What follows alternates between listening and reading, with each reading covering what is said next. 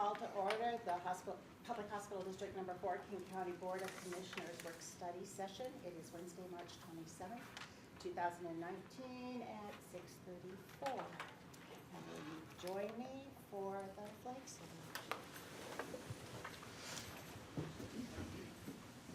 I pledge allegiance to the flag of the United States of America and to the republic for which it stands, one nation, under God, indivisible, with liberty and justice for all.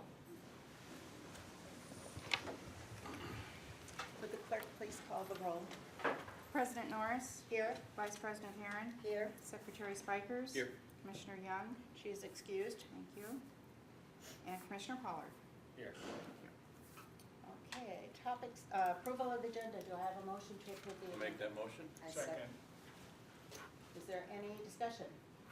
Hearing none, we will go to a vote. All those in favor of the agenda as it is written, say aye. Aye. Opposed? Okay, it passes. Topics of discussion. I'm not sure how we're going to do this. Would you like to do that? Yes. Okay. So tonight, we're joined by the representatives of Overlake. And this is something that you all, as a board, have been looking forward to, the opportunity to actually meet the faces that go with the names that you hear us say.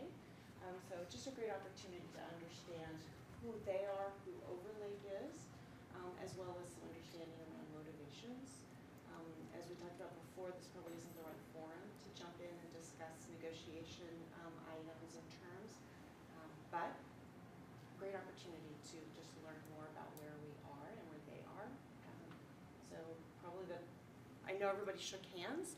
Probably a great thing to do is just to go around the room and offer introductions who each person is, if you're okay with that. I think that's an excellent idea. Start it wherever you want. Okay, I'll start with me. We'll go around the table this way. I think you already know Steve, and then, I don't know if all you do, but, and then you can introduce yourselves as well. Sure. Okay. I'm Daryl Norris, and I live in Preston. It's just down the road, and I've been the president for 4 years now, I think. I'm Emma Herron, and this is my fourth year, and I live in Snoqualmie since 2000. David Spikers, I've been a board member for going on 13 years, and I've seen the bad and the good. So, anyway. Gene Pollard, 7 years on the board and 2 elections. And yeah, I live in Snoqualmie, been here about 35 years now. And I want to welcome you to come to our meeting.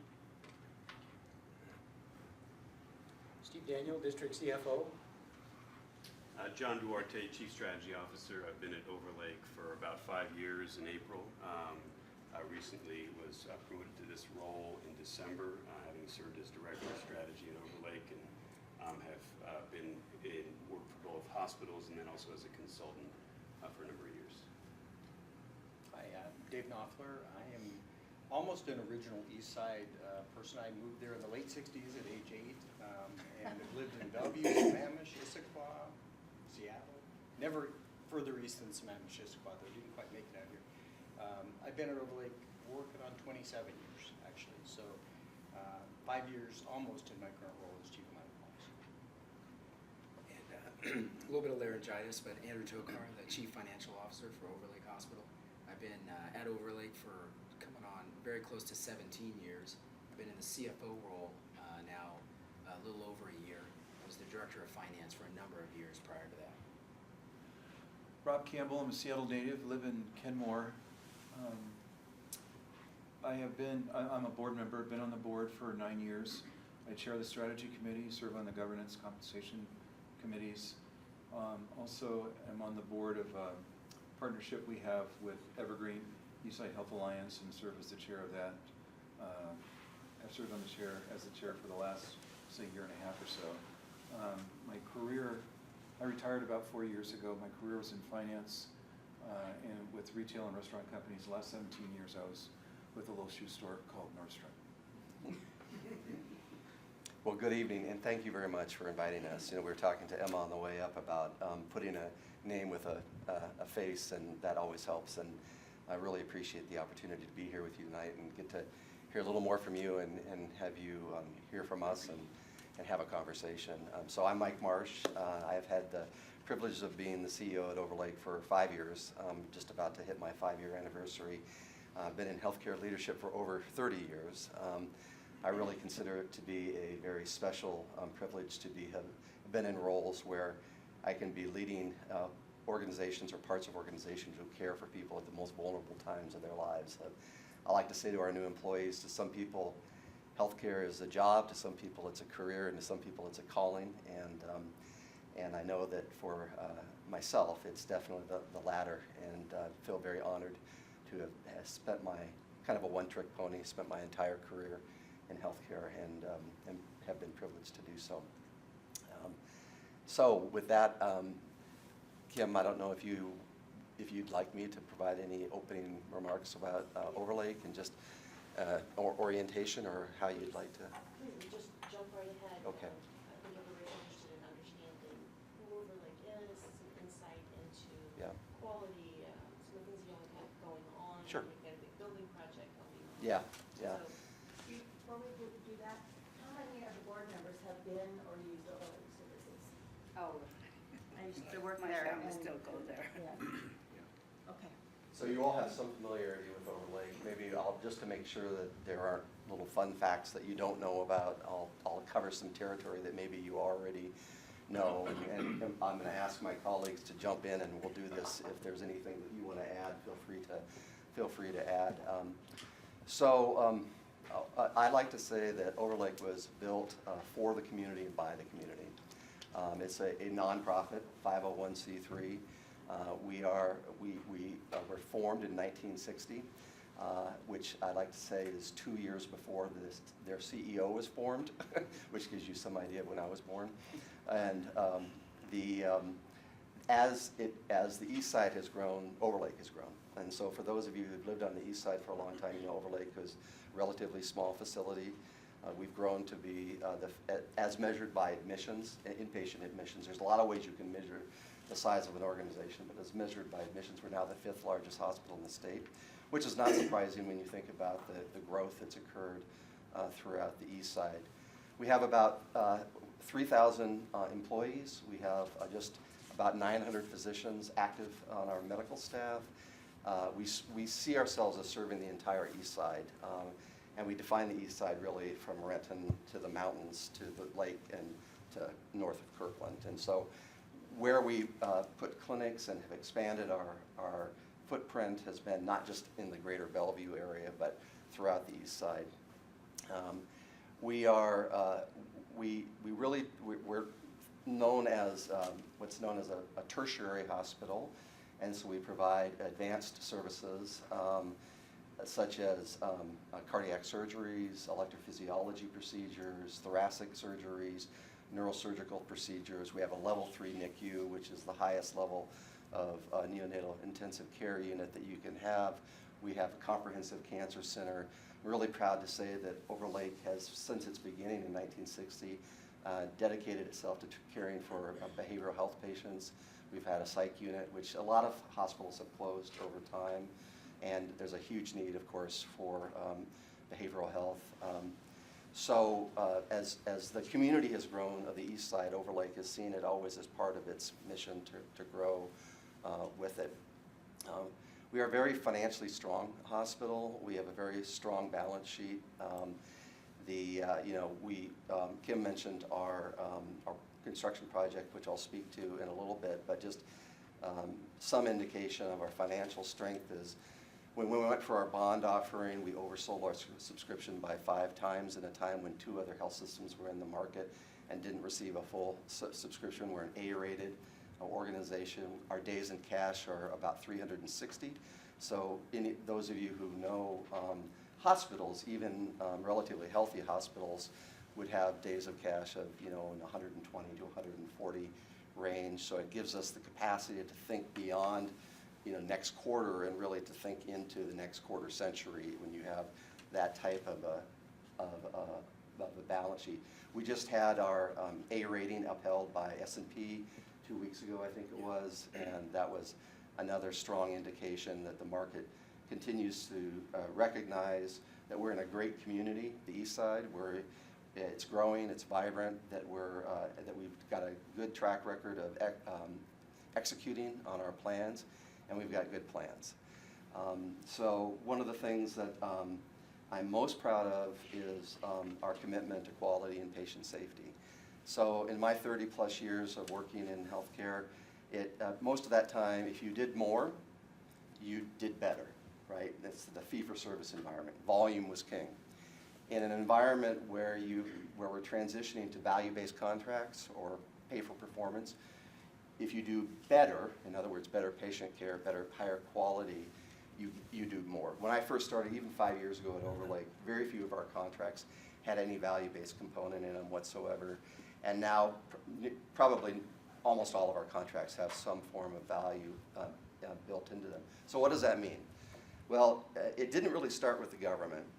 It really started with private industry in the early 2000s with a group called Leapfrog. So I don't know if you've heard of Leapfrog, but Leapfrog was a group of Fortune 500 companies that got together and said healthcare costs too much and it's not reliable from organization to organization. We want to build a composite across multiple dimensions: safety, quality, experience, patient experience, and efficiency, which is usually cost. And we want to find the best hospitals in the country that we can start steering our patients towards, because they were getting inconsistent experiences for their employees, and healthcare escalation was just going up and up and up and up. So they created this rating system across an objective composite where they rate all the hospitals in the country. And they rate you from an A to an F, just like when you were in school. And I'm very proud of our Overlake team. You get measured twice a year. And in the last 13 reporting cycles, we've had 12 of our 13 reporting cycles, we've had an A grade from Leapfrog.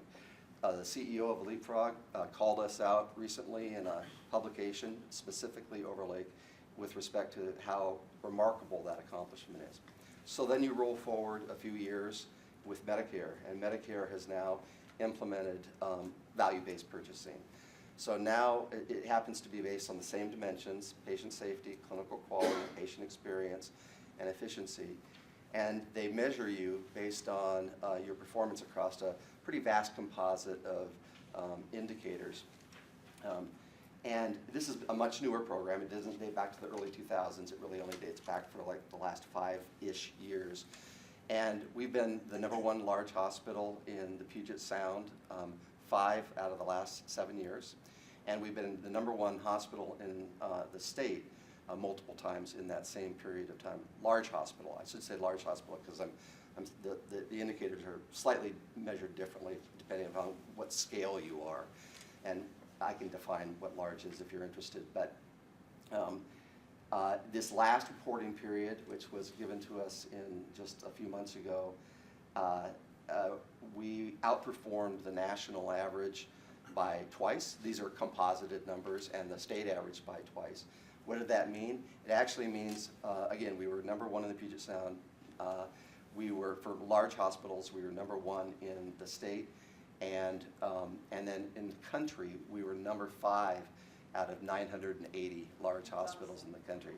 So, Is that by CMS? Or That's CMS, Yep. yep. Mm-hmm. Yep. I just read the report, and I didn't listen to that latest report. You might be thinking of the star ratings. So the star ratings Yeah, are, I am speaking. Sorry. yeah, that's a different measurement. That's more consumer facing. The CMS value-based purchasing program is more industry facing, in the sense that our Medicare payment is based on how well we perform in that composite that I spoke to, and they're measured slightly differently. The CMS star ratings especially tend to, and CMS is under a lot of scrutiny right now for those star ratings, tends to penalize the more complex organizations that have higher acuities. So like universities don't tend to do well in star ratings because they have a lot of acuity. But they are two different things. So I think we are either, I think we're 4-star at this time. So people talk a lot about Overlake. So our nonprofit mission is very important to us. When we look at people think, well, you're in Bellevue, you don't have any poor people. It's not true. We are actually what's known as a disproportionate share hospital. A disproportionate share hospital means that you have a certain level of uncompensated and undercompensated care.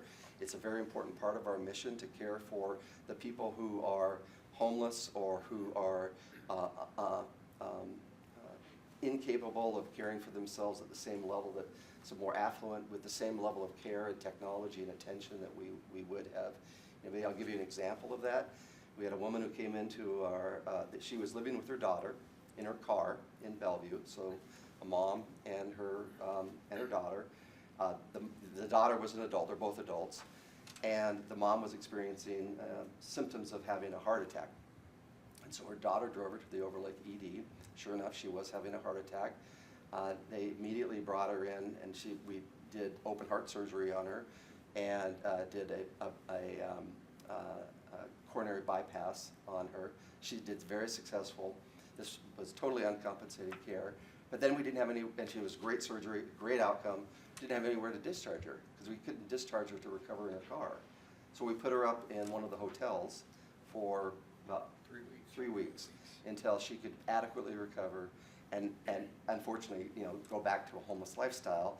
But I mention that because a lot of people don't really understand. There are a lot of people that don't even know that Overlake's a nonprofit hospital. And when you look at our amount of charity care, and you compare it to even some of the downtown hospitals. In fact, we just saw this morning with our accountants. Our percentage of charity care equals those of the downtown hospitals. So that's an important part of our story too, is that we care for those that aren't just those that are wealthy. We really have tried to create a culture that is very values driven. Our values are integrity, compassion, agility, and respect and engagement. So those are our values. We build those into our rewards and recognition program. 3 years ago, we were recognized by the Healthcare Advisory, which basically is an organization that does, it's one of the major organizations that does employee engagement surveys. I don't know who you use for your employee engagement survey, but we were in top 5% in the country for employee engagement. That was 3 years ago, just in spirit of full disclosure. And then 2 years ago, or it was either 2 years ago or last year, we were recognized by Seattle Magazine as a best place to work, and we were the only healthcare organization in the entire Puget Sound to get that recognition. And my intent is not to be boasting or giving you any impression that I want to give you the wrong impression that we don't have things that we can work on, because we always have things that we can work on. We do continue to grow our ambulatory network. In my time at Overlake, 5 short years, we've increased our investment in our ambulatory network, our clinics, out in the surrounding areas, from $22 million a year to $44 million a year. I should say we're a $500 million company just in terms of the size of our operating base. So our clinics have become a much more important part of what we have historically done. So we're not just a hospital, we're a health system. Partnerships are important to us. Rob talked about the fact that he chairs our Eastside Health Alliance with Evergreen. I think probably many of you who've been around the East Side for a long time know that Evergreen and Overlake have been fierce competitors for a long time. And somebody said to me, if you can create a relationship with Evergreen, then maybe we'll get you working on peace in the Middle East next, because there've been a lot of false starts over the years between the two organizations. And we've done 2 things that are really notable. One is we integrated our cardiac program. And so Evergreen had a relationship with VM, and they were sending their cardiac, Evergreen does not have a cardiac, Evergreen's a great hospital, they don't have a cardiac surgery program, and they don't have an electrophysiology program. They're not quite as advanced in their cardiac services as we are. So they were sending those procedures and their thoracic procedures downtown in their relationship with VM. We integrated our program, and now patients who lived on the East Side, who are part of the Evergreen network, who are traveling downtown for their care, now can stay on the East Side. So we've repatriated about 100 open hearts, about 200 EP procedures, or electrophysiology procedures, and about 100 thoracic procedures. So these are people that are getting their care closer to home. We've also formed something called the Eastside Health Network. And the Eastside Health Network is a clinically integrated network. A clinically integrated network is a legal term. CIN is what they call it. Kim is actually on our Eastside Health Network board. And that was important, and I'll speak to that in a second. But we formed this network for the purposes of contracting with payers, going direct to business, because increasingly health plans, employers are looking at self-insuring. You know, self-insured levels used to be at levels of, you needed to be over 5,000 to self-insure, and the self-insured numbers are coming down and down and down because, frankly, the employers are looking at disintermediating the health plans in order to save money and doing direct to business. This gives us the capacity to do that. So, two things I want to point out about that. This network has 1,400 physicians in it. 1,400 physicians on the east side. If you think about the amazing synergy that goes with 1,400 physicians, we have 16 members on our board for Eastside Health Network. 14 of them are physicians, and the majority of those physicians are independent physicians. So while both Evergreen and Overlake has employed physicians, we still support the independent physicians in ways that allows them to be viable, because otherwise it would be very difficult for these smaller practices to compete in this space of value-based purchasing against the scale of some of these very, very large initiatives. Overlake and Snoqualmie have had a good relationship for a long time. Our administrative teams have worked well together. Our medical staffs have worked well together. When we formed Overlake Provider Network, which was the precursor to the Eastside Health Network, one of the first things we did was invite Snoqualmie into our Overlake Provider Network. Kim's been part of the Overlake Provider Network, which was OPN. That then was succeeded by the Eastside Health Network, and then the best part of the Eastside Health Network that I'll end on relative to that part of the story is that really demonstrates the power of these networks in an environment where you're producing higher quality at lower cost. As Kim maybe has reported to you, the Eastside Health Network landed a contract with Microsoft. So Microsoft created a health product around the Eastside Health Network. And so just to put that in perspective, Microsoft only has 3 plans they offer their employees in the Puget Sound region and on the east side. Primera, which everybody knows, Kaiser, which is of course a big name, and our little Eastside Health Network. And they've named it the Health Connect plan. Not only did they approach us because of our quality and our cost scores, but they've made that plan their default plan.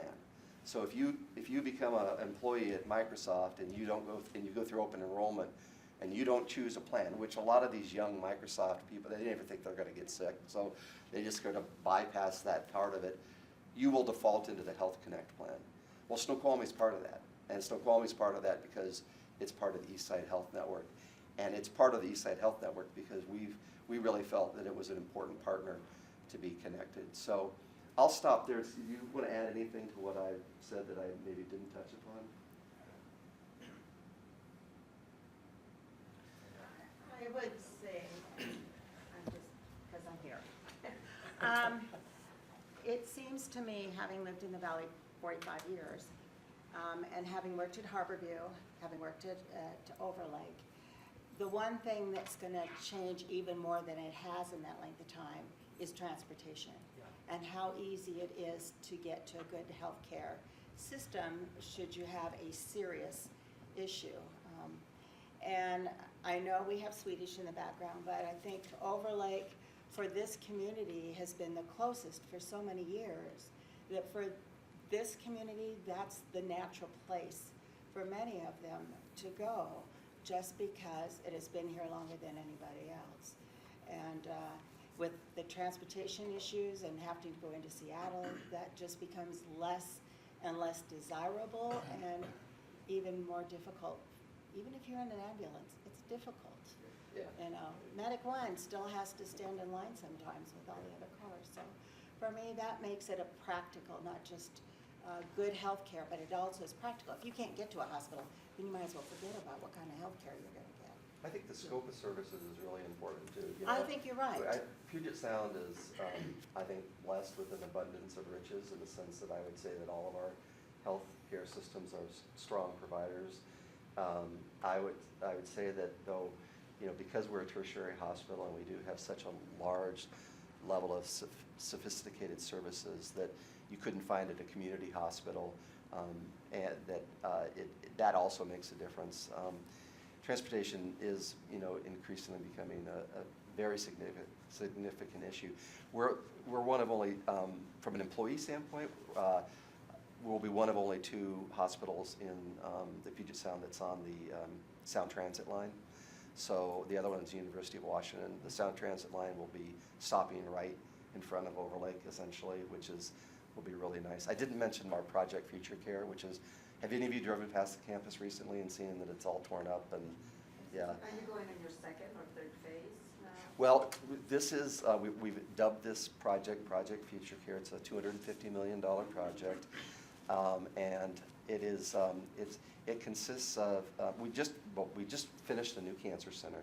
Yeah. So we finished the cancer center. It was a $20 million cancer center, and that was finished, and then we rolled into Project Future Care in total. It consists of 2 new cardiac ORs, one of which will be a hybrid room, which will be a nice advancement for our cardiac and vascular services. We do a lot of what's called transaortic valve replacement. These are minimally invasive valve replacements. We are one of the first 4 hospitals in the state doing these transaortic valve replacements. Those will be done in the hybrid room. We're growing our cardiac program pretty significantly, so we felt like we needed to expand that. The centerpiece of our Project Future Care is our new tower, our new East Tower. It's a 240,000 square foot tower. The centerpiece of it is a new childbirth center. Really our first connection with the population, and the population's changing so much, is those new families, those families that are having babies, and with a level 3 NICU, that's important. We'll then be building a new medical floor and a new surgical floor, and we'll be demolishing one of our older buildings on campus to create a marquee entrance that makes wayfinding easier. Overlake's kind of a confusing place to get around sometimes. And then the old childbirth center, if you know where that is, on the top of the garage. Yes. Yeah, which is a little strange, but we are, after we move the childbirth center into the new building, that will be where our psych hospital is. So we'll be able to expand the footprint of our psychiatric services, larger spaces, larger community rooms, and really create, continue the commitment to serving that population. The project's going very well. We're 2 years into it. When we started it, we took on a challenge, and we said, we're not going to use this as an excuse to allow our patient experience to deteriorate. Because it'd be really easy to do that, right? It'd be really easy to say, holy smokes, we've torn up our campus. Of course, people are going to have a hard time finding their way. Of course, it's going to be noisy, yada, yada, yada. We said we're not going to let that be an excuse. And I'm really proud to report that last year, we not only didn't deteriorate our patient experience scores, we improved our patient experience scores. In fact, patients now are requesting to be on the construction side of the building so they can watch the construction. So, Because they get a discount. yeah. Yeah. Mr. Marsh, one Yeah. of the things, you mentioned a lot of the different Yeah. services. One of the things, I don't know if you probably have already said about, is what orthopedic services. Yeah. Is that something That's that? a big, thanks. Because our community here, as I mentioned earlier, really have such a mixed population. You have the elderly, retirees, and then you Yep. have the young families. So I'm So- just curious. No, that's a great question, and it actually reminded me to offer a couple of other points that are related to percentages. And I'll get to the orthopedics, but I want to get these 2 off my mind before I forget. Kaiser is a strong partner of ours too. We're the exclusive partner with Kaiser. About 20% of our business is Kaiser business, and Kaiser's growing substantially since they've taken over Group Health. They really are making good on their pledge. And the other statistic I wanted to share is we're up to about 20% of our business now is from outside of the East Side. So while I talk about the 900,000 people on the East Side as our primary market and where most of our emphasis is, because we do provide such a high level of service, about 20%. Now, to your question on orthopedics, also, how much percentage of our business is orthopedics? What percentage? We do about 1,600 joint replacement surgeries a year, which is one of the top in terms of volume in the state. About 2,500 total orthopedic admissions. physicians, so, you know, a good close to 20% Yeah. right there. Yeah. So orthopedics really is, which is a good thing and a bad thing. I mean, it's good because we are very strong in this service line. We've been recognized by multiple organizations as a top-tier performer in orthopedics. But you know, anytime you have a service line that's that dominant in your portfolio, it can make you vulnerable too. And so as we think about our strategies relative to maintaining our long vision, we're always looking at how do we keep the switching costs as high as possible in order to be successful in continuing to exceed the expectations of both the physicians and the patients that we serve. Would you consider putting there, project future care? Well, we do. So orthopedics. So there will be an orthopedic unit on the 5th floor of our new East Tower. So currently, our orthopedic unit it's primarily on the 3rd floor of the old East Tower, and it will move to the new building. So it is part of our project future care. You know, our childbirth rooms are going to be 60% larger than they are now, and I think our labor and delivery are like 100% bigger than they are now. They're substantially bigger, and part of the reason for that is that there's a term in obstetrics or childbirth centers called family friendly, and that sounds kind of like a slogan, but it's actually a designation that a lot of hospitals will use that essentially says, if the parents want you in the room and it's safe to be there, you can have as many people in the room as you want. Well, when Overlake built its facility, you know, its old childbirth center, the rooms were perfectly adequately sized. But now, especially with a lot of first generation Americans coming from other countries that have a very large family orientation, and especially the South Asian population, they bring a lot of people to these childbirth experiences. And that was really a big driver for the whole thing, is trying to maintain the need for that family environment to be in the childbirth My 2 center. grandkids were born in Overlake, so. Yeah. I have to tell you, that's an Great. interesting experience, because my daughter recently delivered, and she was up in Everett, and all the people that stayed there for hours, and I'm thinking, when I did this, it was just my husband and I I'm not sure I'd like all these people around. But it is a real family type thing, so that's interesting that you're doing that, because that's what the environment, it was a smaller room, but it was an environment where she had uncles, aunts, everybody in that room. I think at one time, that to get delivery going, the midwife finally went in and said, "You all need to leave because this baby needs to be born." But it's interesting. I think that's the trend. Yeah. Definitely. I've got a few questions for folks. Your turn. All right, thank you.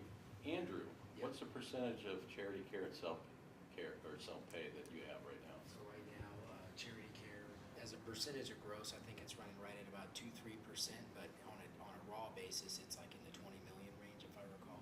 What's So, the percentage of your gross income, gross revenues? meaning, What's the percentage of your billing Oh. into charity Yeah. care and self-pay? let me think, 20 million, I mean, God, I guess that would be off a net of 500 million, so it'd be 20 million off of 500 million, so pretty significant, I would say. What's that, 8? Probably about 4%. Yeah, 4%, yeah. Jonathan,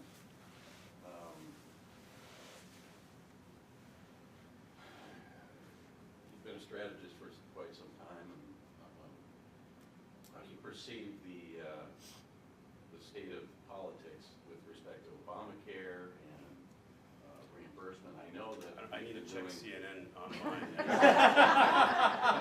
This moment. This moment. It's changed. Because it changed 2 days ago, right? Yeah.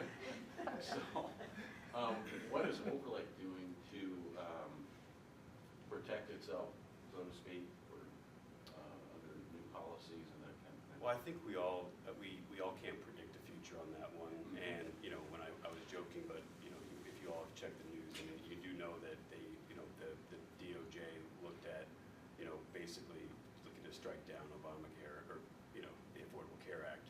So, from our perspective, we have risk, of course, around some of those products that, and what that happens to that. And so I just think we, as a percentage of our total revenue, it's fairly small compared to others. So I think it's $3 million or something of our revenue. But I think we focus on the growth in the community and serving the community and its needs.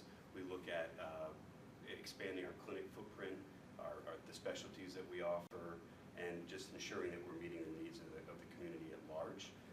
You can kind of chase that, chasing the wind a little bit on some of that, I think, but we just kind of focus on our core fundamentals of providing care every day to our patients, ensuring high quality, reliability, and ensuring that we're meeting the needs of the growing population and changing population. I'm going to add a little bit. I think when the ACA originally got up and going, there was some question on all our parts about what would this do. I mean, it was a big mystery, and we did see a significant decline in the folks who basically were private pay, i.e. no insurance. And in the end, I mean, from a bottom line standpoint, it was a win. I mean, we had patients who previously had no health care insurance at all who got it. And, it led them to come in and get the care that they actually needed, and not develop more serious problems that then would be even worse down the road. So just if you looked at it purely from a financial standpoint, it increased the revenue. If you looked at it from the standpoint of the patients receiving the care they need, they did. I think also regardless of kind of what happens with the law, I mean, EHN, I think the Affordable Care Act jump-started a lot of these value-based care things that Mike spoke to. And I think, as we see the momentum that's created, we don't see that changing because payers are, and employers are still going to be looking for high quality, high value. And focusing on that is how we see, sustainability and growth in the future. And I think any of that, the ball's been already put in motion, and people are seeing what you get when you truly look at the value of your health care. And it's better than what we had, a lot of tools that are available to assess that, et cetera. So we see that continuing and emphasizing that EHN and our value-based competencies to be able to meet those needs of the employers and patients. Okay. That's what I would have expected, I would think, but I guess that's a good answer. I got another question, this time for Bob. How do you see this potential affiliation? Rob. Sorry, Rob. That's all right. I've been called We call them worse. How do you see this potential affiliation? It's a potential. How do you perceive it as a win for Overlake and a win for the community here? How do you perceive that? Being in finance background and being on the board for 9 years, would you say? Yeah. I mean, there's a financial lens that is appropriate, but that's not the lens really that I view it from. And I think I can speak for the board on this, where there is alignment across every board member is how can we serve the healthcare needs of the East Side community better? And that would encompass Overlake, and I bet you I would find agreement with every person that's in this room tonight. And so I think the potential win is we talk about, and it's aspirational, but providing a seamless experience, something that is this isn't a good word to say painless, but is as patient-friendly as possible. And one of the ways we think we can serve the community better is by expanding our presence and making ourselves more accessible. So we think in partnership with Snoqualmie Valley, there's the potential. It's not easy.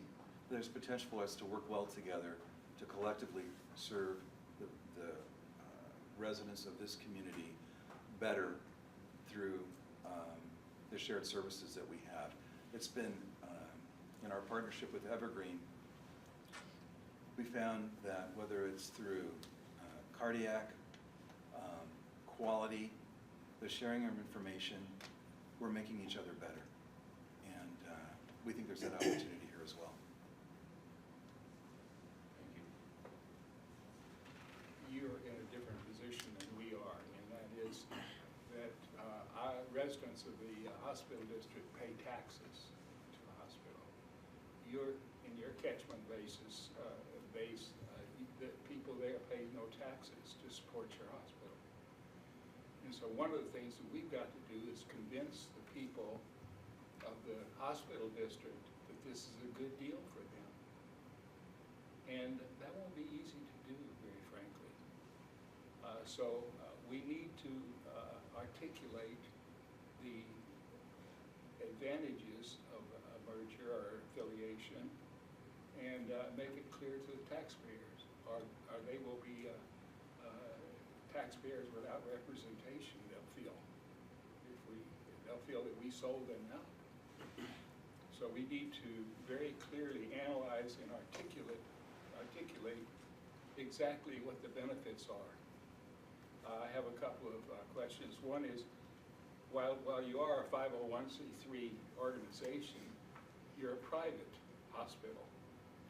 Now you've been welcome to our board meeting tonight, but what would you say if we wanted to come to your board meeting? My understanding is your board meetings are not open. Is that correct? They're not formally open, no. But we have guests join us on a regular basis, but no, they're not formally open. So that's one difference in Yeah. culture Yep. between us. And I think in the due diligence, we have to see whether our different cultures are going to be in a position to mesh. And if not, then as part of due diligence, we have to say, maybe this is not for us. Yeah. Can I just say one other thing? Sure. Ms. Cole? I think that, Evergreen, of course, is also a district hospital, and we had a lot of those same kind of conversations. And with the Evergreen relationship, it wasn't as much of us taking over management control, which is what we're talking about in this situation, as it is a joint venture. But it was so that culture thing is even more pronounced because you're coming together as two equals around a particular topic. And of course, they have all the same requirements that your district has in terms of being a public hospital district. And we've not found that that has been a barrier at all to our capacity to work together from board to board, and our ability to be transparent in our dialogues about our planning. Now, I will say that Evergreen does, they do have 3 of their 7 commissioners who participate on the EHA board, so it doesn't trigger the public record, or not records, but public requirement. There's a- Public, Yeah. public meetings and all Right. public records and so forth. But my only point is that we have one very real and very near-term example of working with the district hospital, and your points are well taken, because the district hospital and your accountability to your constituents and stakeholders is important. I will say that when Tom was here, Tom Parker, and we were talking about this phase, this round, if you will, I said, one of the things that I think we should do is town halls.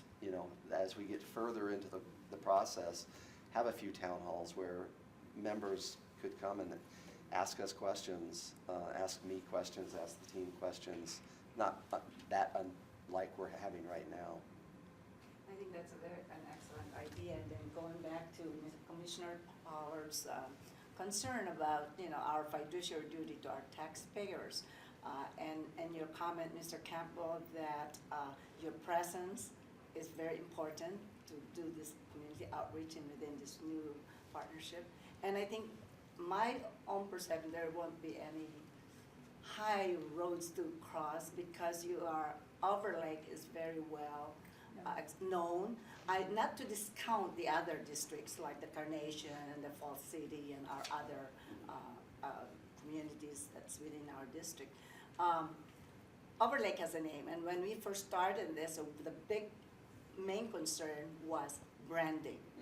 So that's why I thought, well, let's look at all these hospitals and see and listen to the people that live in the district and see what they think. And many of the people that I've listened to were looking at, well, I hope those are the comments that I hear about overlay. We didn't look at Swedish, but there were several different RFPs that went out to different health hospitals. So that's just my comment and just alluding to Mr. Pollard's concern about our fiduciary duty to the taxpayers. And town halls is an excellent idea to bring hopefully everyone on the table and ask point questions. And that framework, very important. I'm glad you pointed that out. The point is that if the people feel that they haven't been participants in this process and they don't understand it and we have not made a good case to them, they just won't come to our hospital. You got to realize that Swedish is 9.5 miles from this hospital. And I think that's closer than Evergreen is to yours, if I'm not mistaken. They're probably about the same, but they're close, yeah, it's Yeah. close, yeah. So I guess what I'm saying is we can come up with all the beautiful legal documents, but if the people are not convinced in our hospital district to continue coming here or start coming here, they just won't come. So we've got to do a good job of this or else it's going to cost us all. But I have an overriding question, and that is, in the United States, we're spending about 18.5% of our GDP on healthcare, which is about double most other advanced industrialized nations. This is not sustainable. Very true. What do you, from your perspective, with so much experience and overview, what do you suggest to get us out of this pickle? Well, man, you need to pay me more for that. You need to pay me more money for that question. No, yeah. Well, actually, I love questions like this because I actually love healthcare policy and have spent a lot of time with healthcare policy, and your statistics are accurate. And when I entered my healthcare career, which is in the mid '80s, the GDP, healthcare was about 12% of the GDP. So, again, as I said in my remarks, many of our businesses and employers say it costs too much and it's not consistent, it's not reliable. So that's why when I made my comments about value-based purchasing and our performance, it's so important. So just a couple of things that I would say. First, if you look at the hospital industry by itself, and you can throw physicians in with that, so think of it as health systems, we have, over the last 10 years, bent the healthcare cost curve. So we've bent the healthcare cost curve. If you add in drug companies, we haven't. So it's really, and I'm not throwing the drug companies under the bus because the technology that's coming out of the pharmaceutical industry is remarkable. But if you look at how healthcare cost inflation has been most dramatically impacted in the last 10 years, it's not specifically the health systems as much as it has been the drug companies. So part of the solution is to have a better answer than anybody has brought forward from a policy level on how to curb the cost inflation related to drugs. The second thing is I do think pay for performance or value-based purchase, they all have different terms, but they're basically the same thing, is a good thing. I mean, the concept that you should have a clinically reliable product, I won't name names, but we have better outcomes in many service lines, but I'll use, since Emma brought this up, orthopedics, than some other hospitals in the Puget Sound for about 60% of the cost. So it sounds counterintuitive because in most industries, if you pay more, like let's say you pay more for a car, you'd expect to have a better car. In healthcare, it actually doesn't work that way. If you pay more, you don't necessarily have a better product. And the organizations that are producing the highest value, and the fact that we've been recognized by CMS in that scheme that I was talking about earlier as number one is evidence of that. VM's strong in that way too. Evergreen is strong. But other hospitals, and there are other Central Washington, Wenatchee is a strong hospital. Central Washington is Confluence. That's another example of a single market health system that's doing quite well in this environment. So from our perspective, I think that when you are approaching 20% of the GDP, you will always be a budget target. You will always be a budget target. So there will never be a tall clover day in healthcare ever again, if there ever was one. We will always be fighting budgets, always, because at 20% of the GDP, we should be fighting budgets. But if you think about how, again, I don't want to name names because I'm being videotaped, but I will say that if you think about, there are other hospitals in the Puget Sound region. To get to our level of performance, we'll have to spend millions of dollars. And so our capacity to operate in a more cost-effective environment at a high quality gives us a competitive advantage.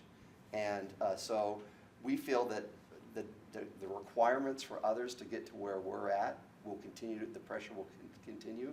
We want to monetize our capacity to be successful through our relationships with employers, like this Microsoft contract. Again, remember, Microsoft came to us. We didn't come to Microsoft. That's a very big distinction. I can't even imagine without 1,400 physicians on the east side, Microsoft coming to Overlake or Evergreen separately. They came to us because we were together in a clinically integrated network. But it's a big, it's a huge issue. What you didn't say is, not only are we more expensive, but we have worse access and poor quality as measured by most indications. We have a maldistribution. We have some of the best healthcare on earth in the United States, and then we have huge pockets of our population who don't have access to basic care. And that creates maldistribution that lowers the average of the quality that we receive.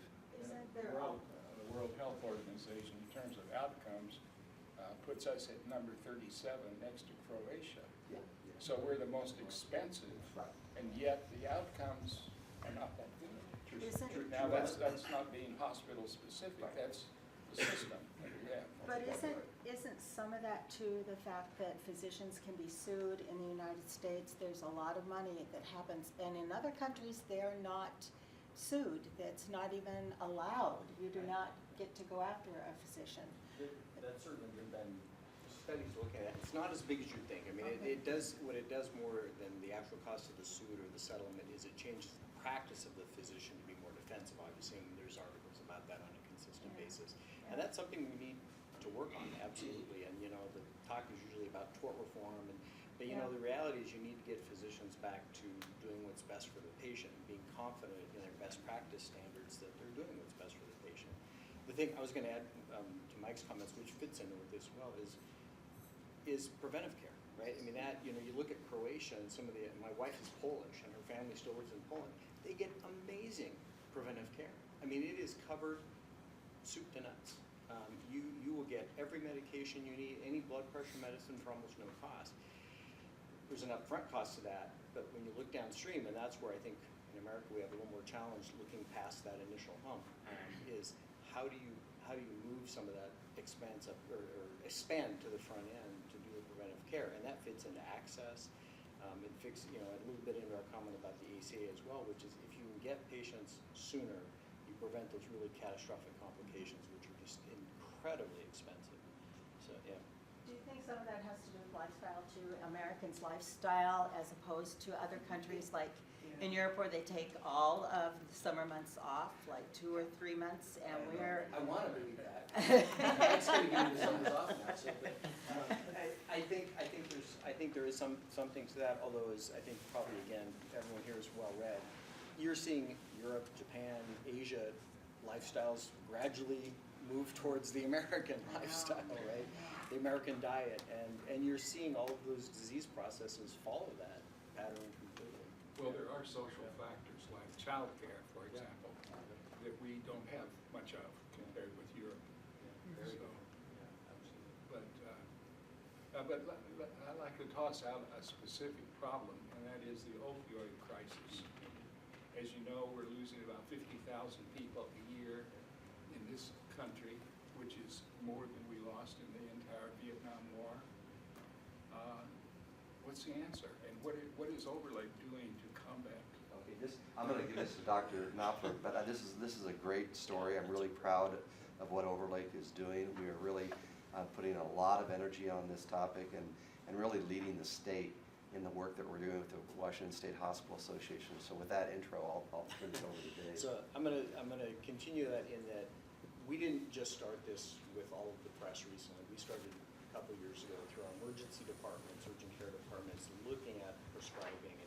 And you can think of it a whole bunch of different ways. I mean, there's prevention in the sense of let's not get people initially addicted on opioids. So that's about setting realistic expectations for patients as to there is no such thing as zero pain, right? I mean, that's really the key. And so, let's touch on orthopedics. Well, you do now, instead of rehab, you do prehab, which is you bring people in and you say, you have a new joint in. It's going to hurt. We're not going to be able to get your pain to zero.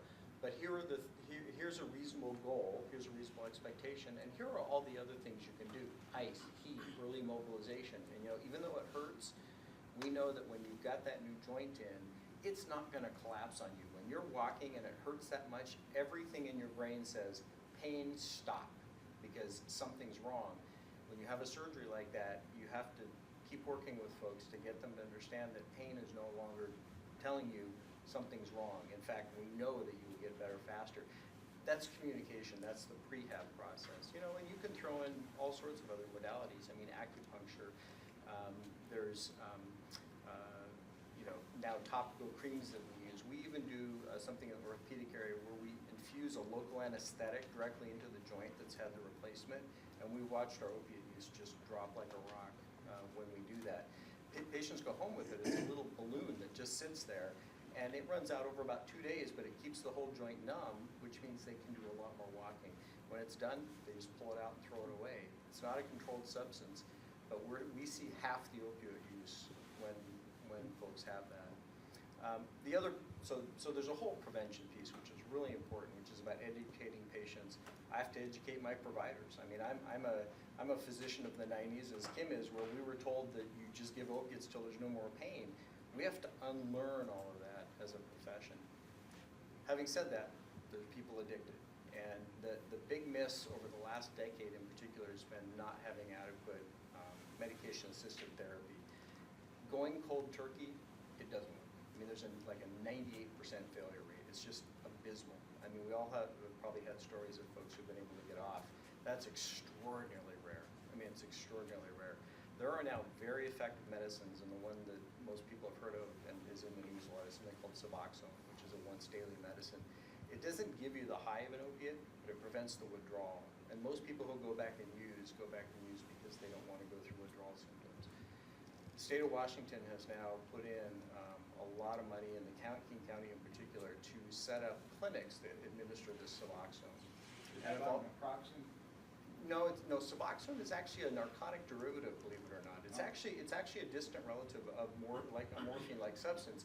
However, when you take it, you don't get the elation, the high. You don't get that warm and fuzzy. What happens is you just don't withdraw. You don't go through the horrible withdrawal symptoms that people try so hard to avoid.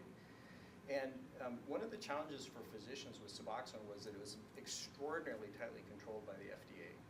And you had to go through all sorts of special coursework. Now, what we can do in the emergency room is actually, if someone comes in and is clearly an opiate-dependent person, we can actually administer a dose to them there. You don't give them a prescription. You say, here, take this. You watch them take it. You get them set up. The social worker meets them. This is what we're doing in our ER. The social worker meets them, gets them set up the next morning in one of the clinics now we have a couple in Bellevue that have openings. So it's not even like the 3-month wait that you hear from methadone clinics and things like that. If you get people into those Suboxone programs, their ability to stay opiate-free goes up like 5-fold. I mean, it's night and day different. And in fact, if it's a weekend or something, you can administer that dose now 3 times in a row. The patient comes back each day to get the dose to get them to Monday where they can get into the clinic for treatment. So we have a very comprehensive opiate work group. As Mike mentioned, we actually, and this is not an exaggeration, we have the lowest inappropriate, and there's actually a definition for that, inappropriate opioid prescribing rate in the state. We do extraordinarily well. Again, as I said, we approach it both from prevention side as well as the treatment side. And the treatment side is the one that I'm really excited about. This is really new in the last 6 to 9 months that we have this ability to do the therapy in the ER and then get people plugged straight into clinic. Thank you, Doctor. Yeah. Do we have any other Um, questions? I'm not sure what. I just want to reflect back on your story about this woman Yeah. and her daughter, and, at discharging a patient is always a complicated, complex process. And I know from my knowledge about our hospital, we do have swing beds and here for those who are in need of those. But when a person might have to be discharged, is there a connection where the patient and caregiver, like a caregiver connection network, that we can tap into to know where those places that is suitable to be placed a particular patient, But there are resources and it's challenging, the discharge. You need to know where, like you said, you put them in a hospital, in a hotel part, because it was something that, I can, oh yeah, I was gonna either direct it to you. So or- care management reports to Okay, me as thank well. you. Extraordinarily challenging. What we've done is tried to work with many of the facilities locally that, let's say, espouse to our values again, which is making sure that the patient's getting appropriate treatment, that they're not just staying in there to hit their 100 days, and so we have 7 really good partners through EHN, through this Eastside Health Network, of facilities that work very closely with us. Snoqualmie obviously is a close partner in all that as well. And these are folks who are willing to share their data, willing to take part in quality forums. We actually get together and have seven of these facilities get together. I'm not sure I got all the nuance of your question, but one of the biggest challenges, again, we have is folks who have no insurance. So this woman, again, is an example where our option was go back to the car with her dog and her daughter, or put her up in a hotel. And the right thing to do morally, ethically, was to put her up in the hotel and give her a chance to go through rehab. The other thing that we've done, and this is not that rare, and this goes back even to our comment about the the ACA, we will go out and buy them an insurance plan on the market. And we've done that many times, where we say, you know what, this person's gonna have some ongoing healthcare needs. If they don't have access because they don't have any insurance, they're gonna come back in 3 months or 6 months and be, have something catastrophic. And so through our care management team, we will go out and buy them like a bronze plan typically a bronze plan on the market. And that gets them health care so that they can continue seeing a provider and get the care they need. So I want to make sure, though, that I touch exactly on Yeah, I think what I'm trying to express here is, let's say I'm a patient and you have to discharge me and I'm homeless. Is there a way for me to connect? Is there a connection, network connection where I can, that I With can. a patient who's homeless. Or anybody, like, Yeah. or someone who has no family member and need some referrals. And I want to do it on my own because I don't have anyone to help me. Can I? That's a void in the It's a system. void, yeah. So it what is, some yeah. communities are doing, and we've had conversations with the Bellevue Fire Department, they're start like community paramedicine programs. So you have, so paramedics, one of the things paramedics, struggle with are people who are using 911 system as essentially I don't want to call it a social network, but a reason to connect with social services, not emergency services, which then takes paramedics out of the capacity to care for true emergencies. And so what some communities are doing is they're hiring MSW social workers, and they will have them. In fact, we have in Bellevue, we do have they call it, they don't call it paramedicine, they have a different name. It's, I want to say Community Connect or something, but it's a social worker. A couple that they bring social work students out of the University of Washington that go to individuals' homes that they know are medically fragile or that they know don't have a support system, and will check on them and will help manage their care in a way that prevents that care being managed by paramedics. So that's an example for someone who has a home. I can't say that for a person who doesn't have a home, that is as well managed, but The east side is pretty progressive. I don't know that as much about the homeless situation this far east in the county, but in Bellevue, we're making good progress on having a permanent homeless shelter for 100 men in Bellevue that will be year-round. Right now, it's only during the winter months. Sophia's Way, which is, I think you probably know, is a project that's getting off the ground just up in Kirkland that's for women. Once people get a roof over their head, a lot of other things start to fall into place. I think interesting, Mike, the paramedicine program, actually, I just heard like a month ago that they are actually trying to identify the typical locations of some of the homeless, and they're now actually, literally they'll take the medic van out there in their free time and do blood pressure checks and welfare checks in sort of encampments or, by the train tracks, by the Burger King by us. Literally, that's one of the most common places, and they will actually go park there and do checks on folks now too. Yeah. Gentlemen, I'd like to thank each of you for coming this evening. You have Mike, Rob, Andrew, David, and Jonathan. We appreciate your time. We appreciate you sharing with us and being really open and transparent. And we have other things on our agenda. All right. Thank you very much. Thank you. Appreciate it very much. Thank you so much.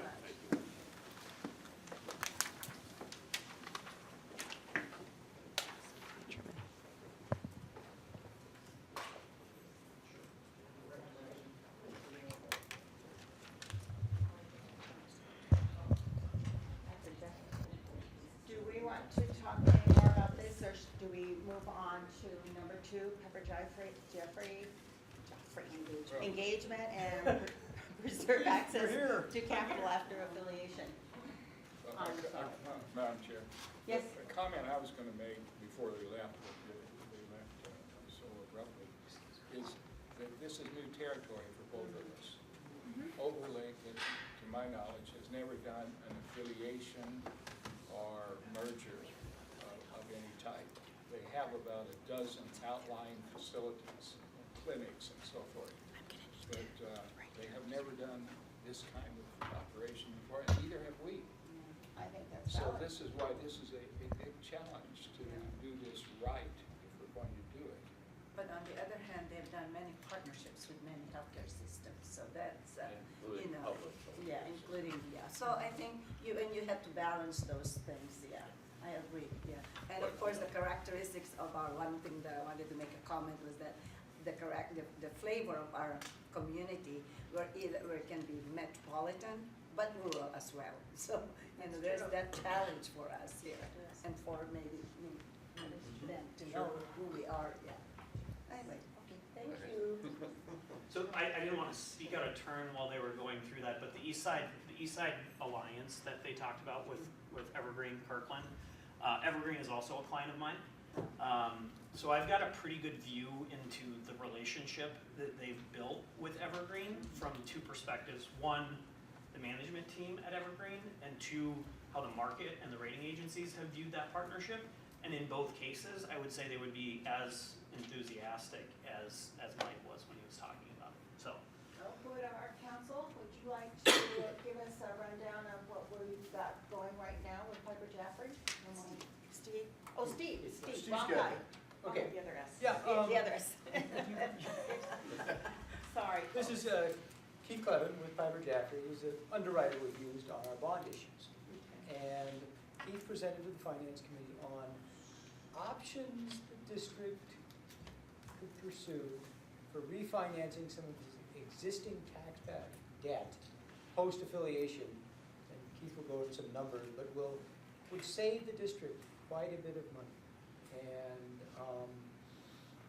so I'm going to turn it over to Keith, and you can talk about this, but it's a potential engagement with Piper Jaffray to advise us, because in order for this to happen, the documents have to be structured so it doesn't preclude that ability.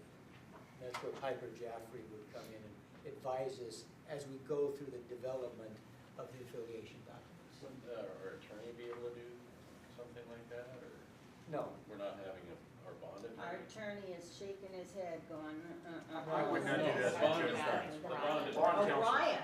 No, the bond counsel, it is my opinion, a a better use of resources to have Piper Jaffray do it because they're not as expensive. And they are more experienced in dealing with rating agencies and such. So that's just my opinion. And they do 95% of the Washington State. They do a whole lot of them, yeah. They're very experienced. That I remember.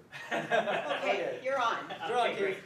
Well, thanks for having me again. I think I've been in front of everybody except for Ms. Herron. I don't think that you were on the board in No, I wasn't, 2015 when we did the transaction back then. But my name's Very green. my name's Keith Clevin. I've been at Piper for 13 years.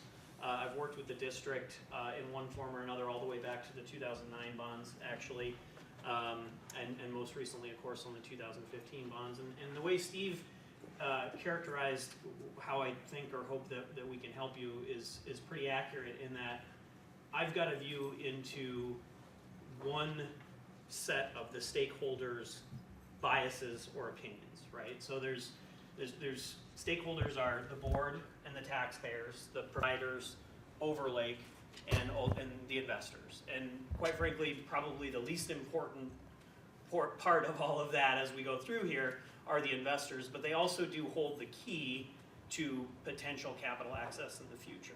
So communicating this story to them in a way that is accurate and, you know, as you were talking about, shows the investors why this is going to be a good thing for everybody is going to be important. And the investors are going to think about it a little bit differently than anybody else. So the investors and the rating agency are the folks who I hope to bring the perspective that they will have to the board as part of this engagement.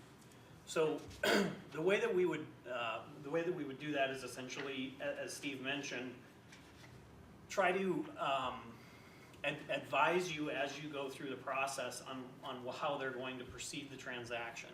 That's going to relate to, you know, the proposed governance structure. There's a couple of different examples that I'll talk about here in a little bit.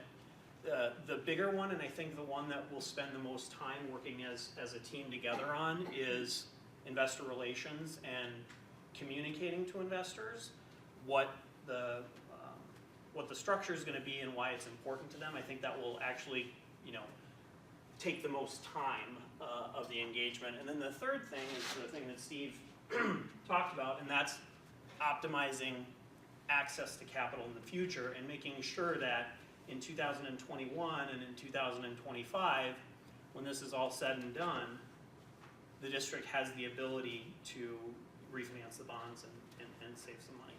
So, any questions on that before I? I'm going to have a lot of questions, I'm afraid, because I don't know much about finances. That's why I rely on Steve for answers. But first of all, do the investors know that we're already looking at affiliation, and is that causing some concern on their part? Yes, they know. And part of the reason that they know is if you think back to the end of 2017, the hospital did trip some covenants related to the debt, you might recall. And so as part of that, we have been helping previously Tom and now Steve and Kim communicate with investors already. We've had investor conference calls and those types of things where they have explained, you know, why the rate covenant was missed and what they're going to do to kind of remedy the situation. It looks like in 2018 the situation has been remedied, so that's great. So yes, they do know, and they have a pretty high degree of interest in it for a couple of reasons. The revenue bond holders and the LTGO bond holders are going to come from two different perspectives. The revenue bond holders certainly think that, you know, in a healthcare world where everybody is consolidating and your partner is as strong as the partner that you're talking with, they know that it will be a good thing, or they hope that it will be a good thing, and I would say are going to be supportive of it. Now, whether or not it, you know, the devil is going to be in the details and how this arrangement comes together as to how helpful they're going to be in the instance that we, you know, need any concessions from them or amendments to the documents. When we speak of investors, I think of individuals. Yeah. But you're dealing with investor representatives, isn't that correct? Not individual investors. And who is who are the movers and shakers Yeah. that communicate with the individual investors, and they must be very powerful in this. Yeah, so the investors, there's 3 investors that control more than 50% of your bonds, and they're the largest investors. It's companies called Nuveen, Invesco, and Columbia Management. They are all represented by individuals that I know and we've spoken with, and Steve has spoken with. But what they represent is a mutual fund. So people in their 401k or whatever, buy into a bond mutual fund. They send their money to the mutual fund company. The mutual fund company then invests that money on their behalf. And so we are talking to that intermediary that invests individuals' money. And three of them represent 50% of the bondholders. Yeah, 50% of the revenue bonds. Yes, Revenue bonds, of yeah. the revenue bonds. Yeah, I don't know off the top of my head. The only reason I know the revenue bond holders is because those are the ones that we've been interfacing with over the last 18 months or so. Thank you. So why are we talking about it? Again, it's about what happens not immediately before or immediately after the transaction. It's preserving that access to capital in 2021 and 2025, because that's when the existing limited tax GO bonds become callable. So in 2021 and in 2025, the goal should be, I think on the lowest bar should be the affiliation should be structured in a way that you have access to capital. There isn't anything that investors won't understand, or those kinds of things. That's goal 1. And in that scenario, you would be coming with a non-rated transaction, similar to the way the bonds are structured today. The other end of the spectrum is, from the limited tax GO bondholders' perspective, is the more risk that we can transfer away from the district and away from the taxpayers in the form of paying for those revenue bonds, the more likely we are going to be able to get a rating from a rating agency, which then lowers your cost of capital. So that's the spectrum that we're working from here, is first just preserving access and then optimizing it in the future. And we'll talk about how we did that with another client here in just a little bit. Now, the second to the last bullet there is important, right? Because at the end of the day, you guys are negotiating with Overlake. You have a point of view, Overlake has a point of view, the providers have a point of view, all the other stakeholders do. It's not our job to get, I don't view my job to get in the middle of that.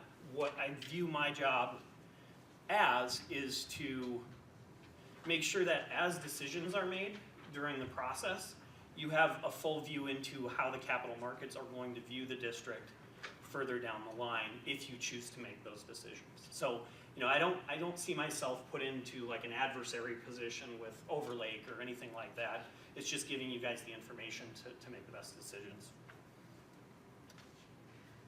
So we talked about this a lot last time, and I know you guys had a follow-up conversation with Brad. So I think what we didn't connect on was, I'm talking about investor perception, right? So when I'm saying investors don't view an LTGO pledge like they used to view, that's the lens under which I'm viewing it. So investors and rating agencies over the last 12 to 18 months have taken a really hard look at what limited tax GO bonds are and what they aren't, and what can happen in the event of a bankruptcy, and in general have been pretty punitive to particularly small rural hospitals that have these limited tax GO bonds, because they're viewing the enterprise risk of the hospital as a lot bigger component of the limited tax GO pledge than they previously viewed it. Now, whether or not that's right, is anybody's guess, but in the investing world, perception is reality, and that's what we've reacted to. And so we've started to advise clients to do some things a little bit differently if there's a need to do it, particularly if the hospital is performing extremely poorly, or there's talk of an affiliation or those kinds of things. And that's to put in mechanisms that strengthen the position of limited tax GO bondholders. A few different examples, and we pioneered one of these examples here at Snoqualmie in 2009 when we did those bonds, and that was to put a lockbox in essentially where, the taxes can't get touched by the hospital operations until, until the debt's been paid, right? So that's one concept. Another concept is actually inserting a trustee in the middle, so a bank trustee in the middle. We did that with you guys on the revenue bonds. We didn't do that, we didn't put a trustee in the middle on the LTGO bonds, but that is a more standard practice for revenue bonds, and we've started to advise some clients to do that with the limited tax GO bonds, because again, if investors feel like their debt service payments are more secure by having a trustee in the middle, it lowers your borrowing costs. So those are a couple of the things that we've been doing. But moving on to the actual debt, so we've put a graphical depiction of all your debt on here. You can see the 3 LTGO series. The 2015s are split into 2 different series, LTGO and revenue bonds. But the call dates on the 2011 and the 2015 A bonds are really kind of our goalposts or our targets. So on 12/1 of 2021, market conditions, depending upon market conditions, there will be an opportunity to try and call those bonds and save some money. You can see right now the interest rate on those bonds, because they were issued in 2011 and some of the highest interest rates we've had in the last 20 years, are pretty high. So I would say that, so long as the world doesn't implode between now and then, there's a pretty good chance that there's going to be an opportunity to save some money on those bonds. Hypothetically, today's economy remains the same in 2021, and we were able to reduce from 6.97 to 4.97, 2 points. How much on 15 million approximately would that save the district on a yearly basis? 3.29 million is the total. And I think I had those numbers for you last time. I don't have them this time. I think it was like $200,000 a year. I wanted to make sure that everybody understood what we're looking at is $200,000 a year savings. Yep, and that's just on the 2011s. Then when you move it further down the road, you have the 2015s. Now, the other thing that can happen in the middle here is. Can I ask a question before we move forward? Because Sure. I'm not highly sophisticated in any of this. You call it callable and non-callable. What's the difference? Okay, so when I say the bonds are callable, that means. Like the 2015 B, non-callable. Right. Where does it say Going back to non-callable? page. Oh, okay, 5. yeah. So a call date on your bonds is, we did the transaction, let's say the 2011 transaction, we did it in 2011. Market convention and the way that investors buy these bonds, they want to lock in their rate of return for a certain period of time. Okay. That allows you to lower your interest rates over the 30-year period if you tell them, well, for sure you're going to have it for this long, right? So those bonds, you actually cannot prepay them without a large penalty until 2021. Okay, thank you. Now the other thing, and I was just going to get to this, the other thing that happened last year was, as part of the Tax Cuts and Jobs Act, we used to be able to, and in fact in 2015, we refinanced your 2009 bonds as part of that transaction. We did that before the call date. And the reason that we could do that before the call date was because the legal mechanism to do it was in place. Well, the Tax Cuts and Jobs Act got rid of that. So now in order to call these bonds beforehand, it has become just not legal. And the methods to kind of get around it not being legal are extremely expensive and extremely complicated. So public hospital districts just don't do them for good reason. So now that all could change. There's a lot of advocacy from local governments, cities, counties, because this is if they can call their bonds and save some money, it can mean a big difference for a school district in Newport, Washington, or whatever, to have the ability to do this. So there's a lot of advocacy right now in Washington to try and get this reverted back to the way it was. But as we said today, that hasn't happened yet. So what we're looking at is a transaction in 2021. So this is, I want to talk a little bit about how we put this in place for Grays Harbor Community Hospital. And for those of you that don't know, Grays Harbor Community Hospital is a 501c3 hospital, or was a 501c3 hospital. in Aberdeen, Washington. For a variety of reasons, the hospital has not performed very well over the last few years, and they've actually, they ended up in a similar position as the district was here a couple of years ago, in that they missed their rate covenant and their liquidity covenant on their bonds. The difference in their position being they actually had private bondholders. They didn't have a public transaction like we did, so they just had a single lender that held those bonds. But they were under what we call technical default under those bonds, and things were not, going well for them. They had negative cash flows for a number of years, and their cash position was dwindling, and they were looking for a lifeline. So one of the things that they did as a 501c3 hospital is they created a district, and the district's purpose is it was created essentially to levy the regular levy, the M&O levy, to provide support to the hospital and to provide health care for the residents in the district, because the hospital was in danger of closing down. Did the people have to vote for that? They did, yep, They did. and they passed it, yeah. It was a long, tough process, but they did pass it, and so they started collecting a 50-cent levy. And so for them, a 50-cent levy is about $2.5 million a year. They've got about a $5 billion assessed valuation. So for them, they started collecting a 50-cent levy, $2.5 million. And really what that became was that levy was roughly the amount that they had to pay on their debt service that were revenue bonds that were for the 501c3. Well, since they now have a district, what the district determined is that the best way to help the hospital is to alleviate this debt burden that the hospital has. So we put together a transaction where they used their limited tax GO pledge, and we locked it up.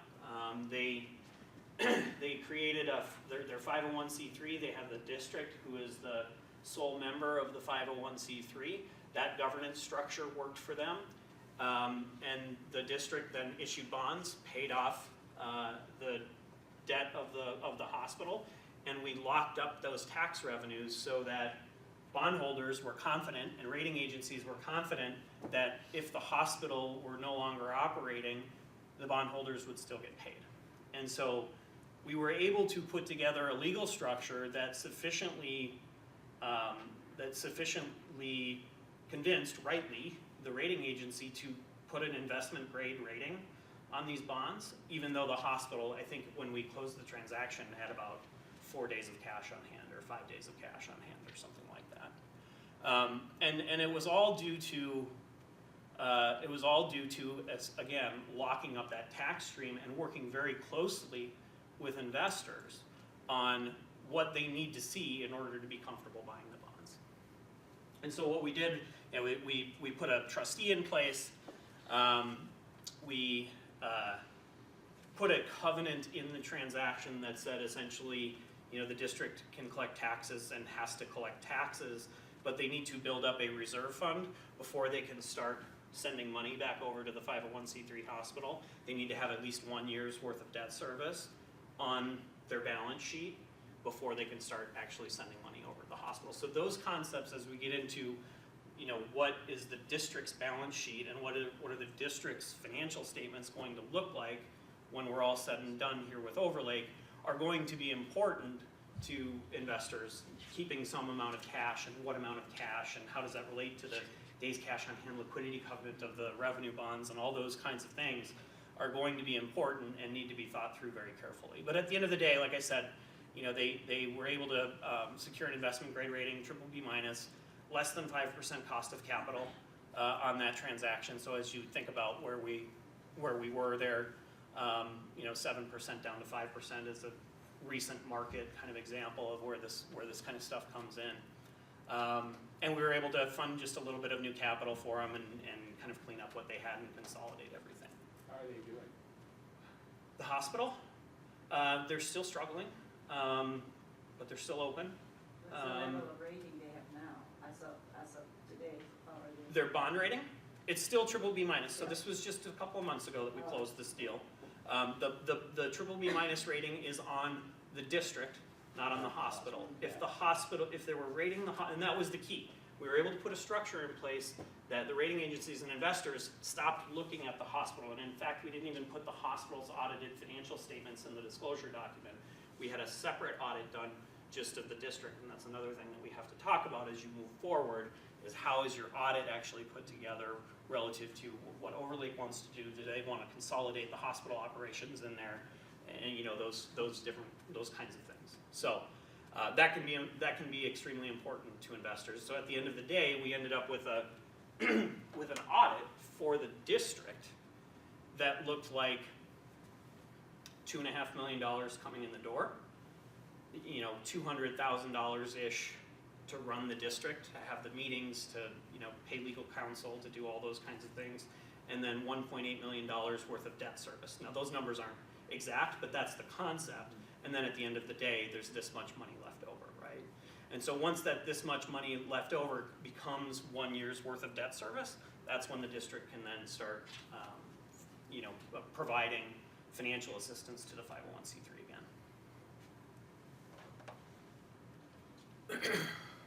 I think, yeah. So as we talk about what the opportunity is, and we kind of touched on this already. Again, the goal is to at least preserve access to capital the way that you guys borrow money right now on a non-rated basis. Now, depending upon how the transaction is structured and how comfortable we can make investors and rating agencies, that will show you, or you may be able to move up the rating scale to a different level. Because if you were just, say for example, the school district here in Eastern King County, their rating is probably AA3 or A1 or something very, very high, right? And the reason for that is because people just know that they're going, or investors know that people are going to continue funding their schools and they're going to keep paying their taxes and those kinds of things. And so if we can create a structure where it looks more like just a tax collection entity and less like a hospital, that's how you can end up moving up this scale. So if you look at a comparable like Snoqualmie number, I don't know if it's 1, 2, or 3, but it's the old Edmonds Hospital. It's now Swedish Edmonds, so they have, I'm sure you guys are aware of how they kind of structured their transaction. They got a sweetheart deal way long time ago, but their balance sheet looks great afterward. They've got $40 million worth of cash, roughly. I don't know if that number's perfect, but they've got $40 million worth of cash and $15 million worth of debt. So they're way, way up on this credit rating scale because the rating agencies and investors both know that they're not actually running a hospital anymore, and there's no risk of them having to actually run a hospital. So they do end up, I think in the AA3 range, which is a higher rating than this scale even goes to. But I don't want to give you any false hope here. I think it's more likely which shade of around here do we have the potential to end up at is question 2. Question 1 is just, again, preserving the ability to do it. Currently, we are unrated, is that correct? That's correct.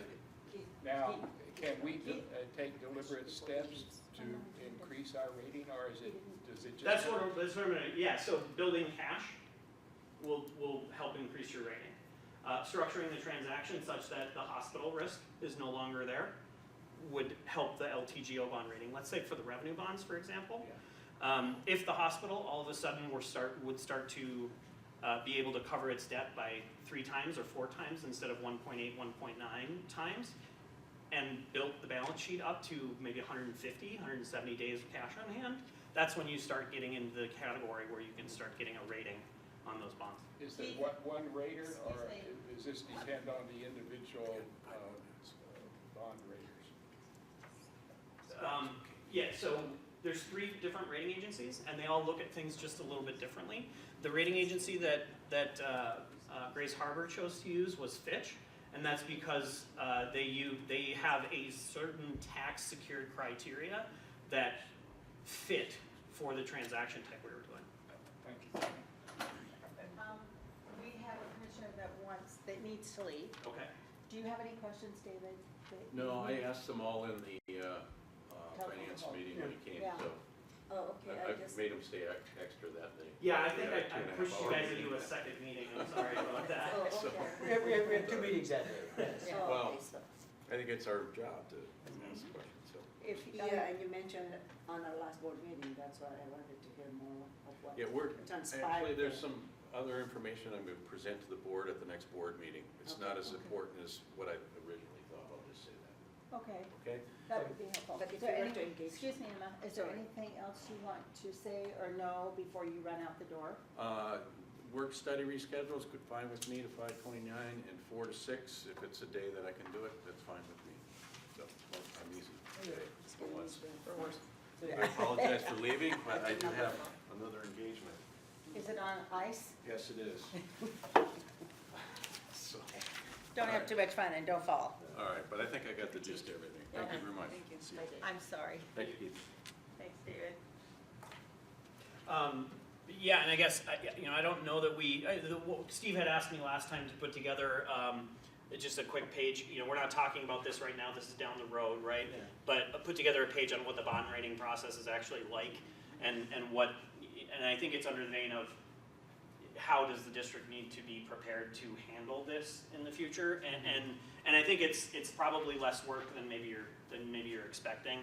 The first thing that we do is, prior to a transaction, you're gonna have to select a rating agency, and as you meant, there's 3 primary rating agencies.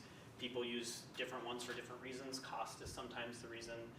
Sometimes the rating agency kind of understands a specific niche of the type of hospital you are a little bit better than the others. So we'll go through that kind of a process.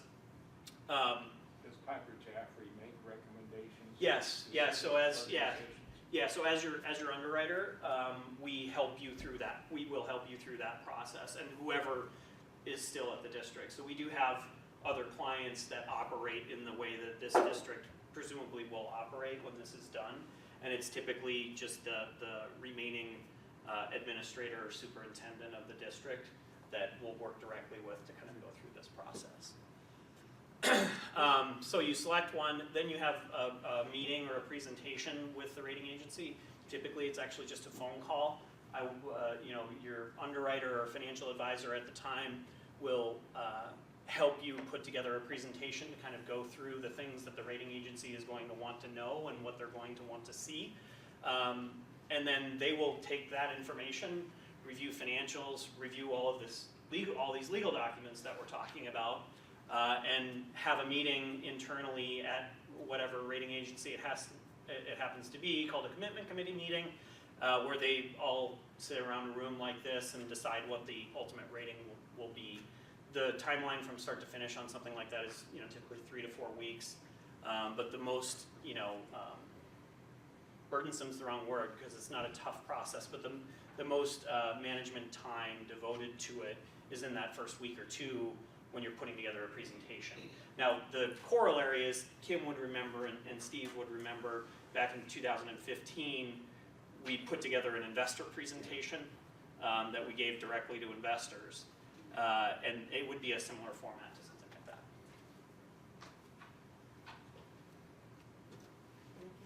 Anything else? That's it. Very informative. Okay. Thank you very much. Okay, thank you all. So much for your time.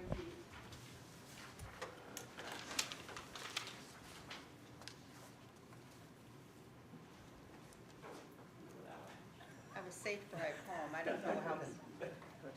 Hotel. Okay. All right, reschedule of May work study proposed for Wednesday, 5/29. Does that work for But folks? what happened? Why are we making the change? So the several hats that I'm wearing, just so to keep up with all the other responsibilities, and so one of the things that I have a conflict with is a meeting I have to be at the week prior, which is the conflict. And Okay. so we're fortunate No that problem. I'm May just has, curious. yeah, that's it. Public is. Bye. Thank you. Bye-bye, have a safe Bye-bye. drive. Yeah, so May has the 5 Wednesdays, so it makes it No big easier. deal. Yeah. Do I hear? What? You can't make the decision because it's a special Oh, meeting. we can't take votes. Yeah, we don't. No. All right, the other thing is a discussion regarding an extra meeting for affiliation updates, proposed 4 to 6 p.m. in the afternoons. regular board meetings with the dinner provided. How do you feel about doing that? So You what know, I day? think we can try that. I'm a little concerned about eating a meal in a 2-hour meeting. It's gonna take a lot of time for just eating a meal as part of that meeting. My preference, as I communicated to Kim, would be for us to hold an affiliation meeting once a month on a separate day. For example, we used to meet on the first Thursday, now we're having our board meeting on the second Thursday. I thought, well, why not meet on the first Thursday just and focus on affiliation? Because I don't have a complete image of what we're going to be doing, but it could be very complicated and very time consuming. And I think that would work better than trying to hold a meeting before a regular board meeting, which itself can be a lengthy meeting. So that's just my suggestion, but I see no harm in trying this if you want to try it. But maybe we need to be prepared to be flexible if it's not the ideal situation. Well, I would prefer not to add another Thursday meeting, just because I have other commitments on Thursday. So, to me, it'd be easier to do it on a Wednesday instead of on a Thursday. I don't know about Emma, and I certainly can't ask Jill. to do it. Wednesday instead of a Thursday, is 3 and 4 connected? No. Oh, so she mentioned it's better Well, on a there's a Wednesday. discussion, we've scheduled the May work study, proposed is for Wednesday, 5/29. Okay, so the work study would cover affiliation again, is that right? No. So number 3 is just a reschedule of Okay. the usual May work study. Oh, okay. Now we can move on to number 4. All right. So number 4 is a conversation about, as we move through the affiliation work, Mhm. there just isn't enough time with what we have currently scheduled with a work study once a month and a board meeting. You know, the board meeting has business to be accomplished. Correct. And so the 2-hour work study that we have right now is just, I don't think you're gonna get to the depth of involvement that you're gonna want to be at Mhm. by just the one time a month. And that was the proposal, to get a second time. Oh, I see, and in so I there. think if I am. And so that's what we're if- talking about, is if the I second under- time. Okay, so if I understand Commissioner Pollard, you're asking for another another day scheduled A for separate that? meeting, and Separate maybe- meeting, is that what you? So that's, that we're talking about the Yeah. exact same thing. Right. Yeah. So our current work study and our current board meeting will stay the same. Okay. Now, this is adding a third time together, and Yes. so the proposal here to try is, rather than finding an entirely different day, do we just do it in the hours that precede the board meeting? Evergreen does that a lot. You know, they'll have a meeting prior to their board meeting. So it does mean you're committing more hours on that day. So it means instead of starting at Instead of it starting at 6:30 and before, from 4 to 6 would be affiliation, then 6:30 to would be the regular board meeting. We'd have a little That break. includes the dinner, which And is from making 4 sure to there's 6. food. No, I mean, that's probably, so I think the concern is whether we're gonna accomplish a lot in that 4 to 6 with the dinner provided. And we can approach this in any number of ways. I think our idea was in that 6 to 6:30 timeframe. Yeah. It'd be a great time to kind of break in.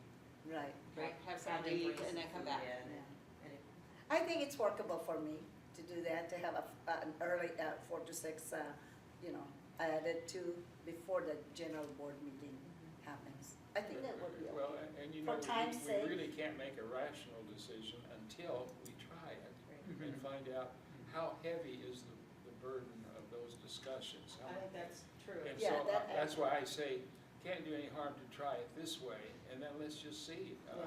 And if we find that it's just really too much, and we want to give it more concentration, then I'd suggest we hold it on. Yeah, that's And- council and- have and- something and to you say mentioned and Evergreen. understand. Evergreen holds these types of meetings in the afternoon. Right. We don't always have to hold these meetings at night. Well, Well, we do because of our bylaws. Yeah. Yes, the We do. bylaws. Well, Yeah, yeah.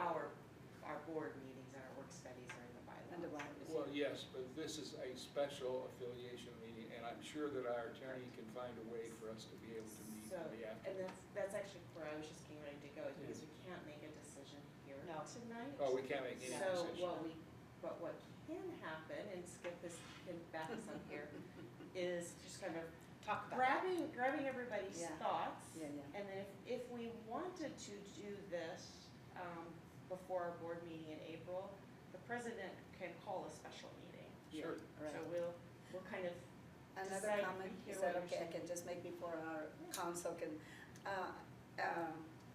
the concern also, of course, you wear many hats is another issue that I think if, we don't wanna overburden you with so many meetings because of the number of, title and hats that you're wearing. I'm more looking into that Oh, as well, besides just us, That's fine. okay, thank you. But, thank you. But we can make this work. I think Okay. this is really important. If it's workable for you, we don't wanna. Thank you. I'll make sure that my offerings are workable for Okay, me. thank you. Yeah. Yeah, because it's just, there is work that, it's time limited. Yeah. If we miss the opportunity to do it now, it will be opportunities that we Yeah, we don't don't get back. Time is of the essence, so we need to get. So Skip, did you want to add something about I just how might we can share the example of how we did the bylaws committee. So you'll recall, in order to accommodate CEO Parker's time, as well as the commissioners, both you and Joan, it worked out quite well, and we would meet, as you might recall, Yes. at 5 to 6:30. So we met an hour and a half before the meetings, and you may recall that you and Joan at times shared hamburgers, so that it wasn't as nice as I think what CEO Whitcup has in mind, but Yeah, I it remember seemed that. to work. It was workable, it was Feel like, It'll be whatever Kyle comes up with. Yeah, but it'll be good. So we did that for, I don't know if you recall, we did that for 9 months. Yes, and it was Where we very had workable for a all. meeting, in essence, before your board meeting, and I think it accommodated your schedule. I was able to do that. It saved a trip. I think it saved some cost. Yeah, It also really worked well for administration. I know that from time to time, CEO Parker would either come late, and we would adjust things and move it around. So I just wanted to draw that example to your attention again. Yes. Commissioner Herron, you've already lived that for 9 months. thank you, yes.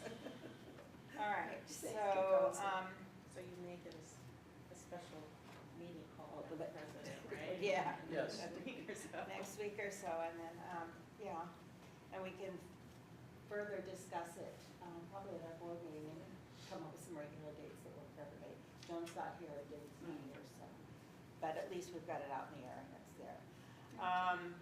Okay, discussion of regarding, we already did that. Public comment? No. Okay, then we will move on.